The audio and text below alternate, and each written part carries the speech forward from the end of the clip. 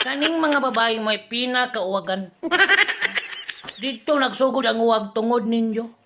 Kaya wa mo kagwanta, kabika-bika mo, samtang kaming mga lalaki nga nagtrabaho na ningkamot sa kinabuhi, inyong gitintal. Ang pinakauwagan nining kalibutan na, ang mga babae. Pag meeting na mo mga uwagan, Uncle Ads, kayong mga boys, ang totoong uwagan. Kami mga babae, kahit wala man kaming sapot dyan, kahit nagbika-bika man kami dyan, kung hindi ninyo kami lalapitan, walang mangyayari. Mapapanis lang yan.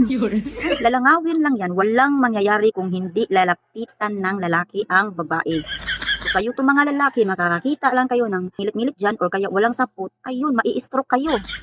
Iniiba na ninyo ang inyong mga iniisip dyan. Akala na ninyo ba, tinitintal kayo na hindi ganun. Nalimutan ng yung babae, kaya maliit yung sinusuot o kaya walang sinusuot. Kayo lang itong masasamang mga pag-iisip. So kayo mga lalaki, kayo yung totoong mga uwagan. Kasi yung babae na yan, kahit maumagahan pa yan na hindi nakadamit, walang mangyayari yan kung hindi ninyo lalapitan. Mga boys, mga uwagan.